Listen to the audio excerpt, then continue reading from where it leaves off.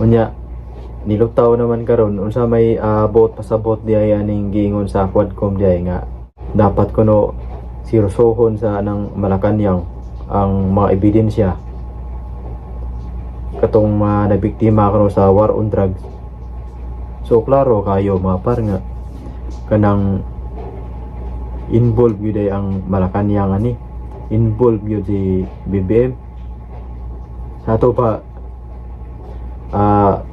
baka kon gyud ay si BBM, baka kon gyud ay ang Malacañang kay tudo dinay man kayo sila nga wala kuno sa kalibutan na wala kuno sa labot, di kuno silang manggilabot. So mayong adlaw kanatong tanan.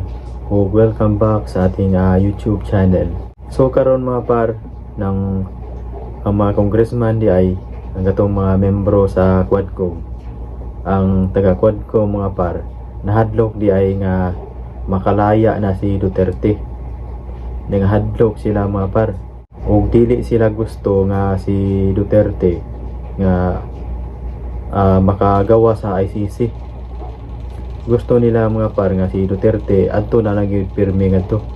Unya nang matud pa ni Raul Manuel mga par nga membro sa Quadcom, dapat kuno seryosohon kuno sa Malacañang ang mga ebidensya kuno nga biktima kato kunong mga nabiktima kuno sa war on drugs sa panahon ni Duterte.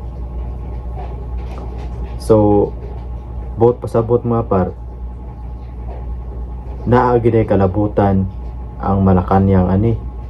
So involved gyud ay si BBM mga par sa padakop ni Duterte.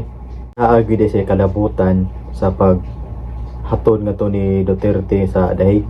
Unya nang sige narabaw ka ng limod si BBM nga bisan kuno wala jud kuno sa gamay nga kalabutan niya na gi yaw-yaw sa nagmaayo ni Claire nga wala kuno kalabutan si BBM, wala kuno labot si BBM sa kaso ni Duterte nga to sa ICC.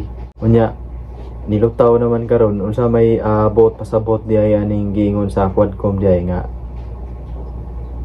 dapat kuno sirsohon sa anang Malacañang ang mga ebidensya katong mga nabiktima kuno sa war on drugs. So klaro kayo mga par nga kanang involved gyud ay ang Malacañang ani, involved gyud si BBM. Sa ato pa baka kon gyud ay si BBM, baka kon gyud ay ang Malacañang kay tudo dinay man kayo sila nga wala kuno sa kalibutan na wala kuno sa labot, di kuno silang manggilabot, dili kuno sila mag-apil-apil. Nya karon kay ano nang hadlok man ni ang mga congressman nga makagawa na si Duterte kay basin unya kuno hadlokon kuno ni Duterte ang kato kuno mga biktima sa war on drugs, kato kuno mga pamilya sa nabiktima sa anong war on drugs kuno basin unya kuno hadlokon. Mo nang gusto sa ni Raul Manuel, sa gusto sa Quadcom nga iseryoso sa Malacañang ang kato kuno mga ebidensya kay para kuno kanang mas mulig-on pa jud kuno ang ilang ebidensya nga ilang ipakita nga to sa ICC. So klaro gyud kayo nga involved yun ang Malacañang.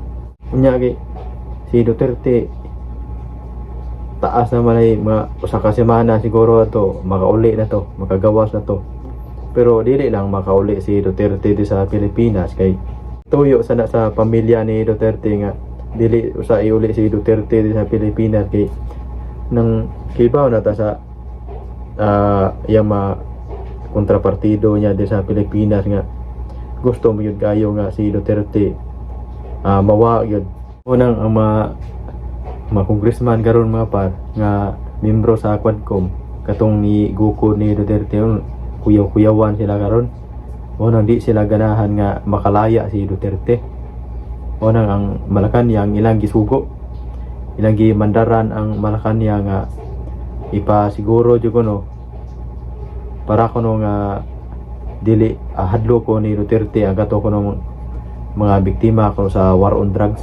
So daghan kayong salamat mga par unya. Palihog ko og subscribe sa akong channel para ma-update mo sa akong mga i-upload nga mga video reaction.